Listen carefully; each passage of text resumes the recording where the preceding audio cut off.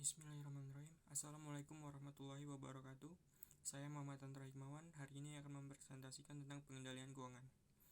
Pentingnya manajemen keuangan. Manajemen keuangan adalah sebuah subjek yang sangat menarik saat kita mendekati abad ke-12. Radio dan televisi menyajikan cerita-cerita dramatis tentang pertumbuhan dan penurunan perusahaan-perusahaan, pengambil alihan perusahaan, dan berbagai jenis restrukturisasi perusahaan. Pentingnya prinsip keuangan ini digarisbawahi dengan adanya perkembangan dramatis yang terjadi dalam pasar keuangan.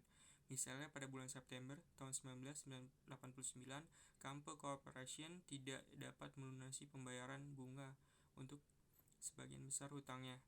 Campo telah membeli Federated Department Store dan Allied Store sebelumnya pada tahun 1989 dengan menanggung hutang 10 miliar dolar. Campo mencari tambahan utang untuk memenuhi pembayaran bunga yang jatuh tempo atas yang sudah ada dan mencoba menjual properti-properti utama seperti rangkaian Tuk, Serbada, Bloomingdale untuk mengurangi pokok pinjaman. Kegagalan Campo untuk memenuhi pembayaran bunganya mengejutkan seluruh pasar obligasi. Selanjutnya, fungsi keuangan. Walaupun perincian antar organisasi bervariasi, fungsi keuangan yang utama adalah dalam hal keputusan investasi, perhitungan biaya dan dividen untuk suatu organisasi. Tujuan manajer adalah untuk membuat rencana guna memperoleh dan menggunakan dana serta memaksimalkan nilai organisasi. Berikut beberapa kegiatan yang terlibat. Yang pertama, dalam perencanaan dan peramalan, manajer keuangan berinteraksi dengan para eksekutif yang bertanggung jawab atas kegiatan-kegiatan perencanaan strategis umum. Manajer keuangan harus memusatkan perhatiannya pada keputusan investasi dan perhitungan biaya serta segala hal yang berkaitan dengannya. Yang ketiga, manajer keuangan harus bekerjasama dengan manajer lainnya agar perusahaan dapat beroperasi seefisien mungkin. Yang keempat, manajer keuangan menghubungkan perusahaan dengan pasar uang dan pasar modal.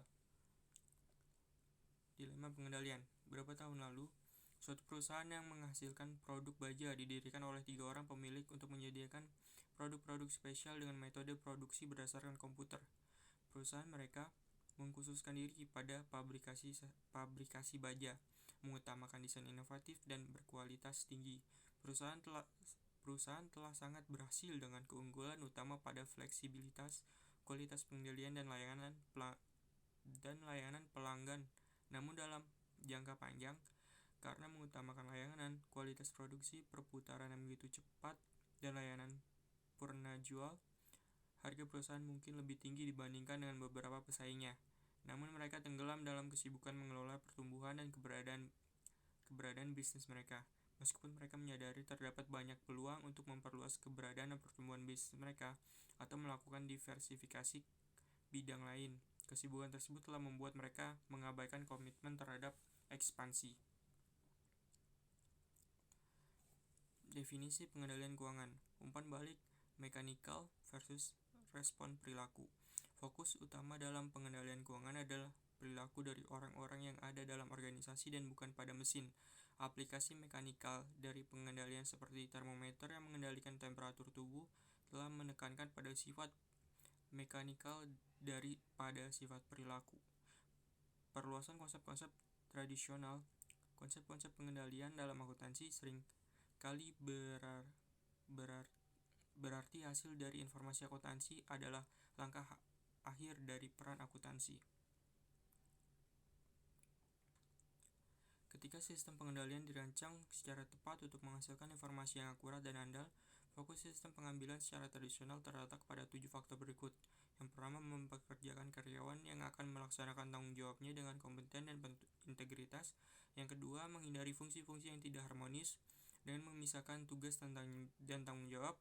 Yang ketiga, mendefinisikan wewenang yang terkait dengan suatu posisi sehingga kesesuaian dari suatu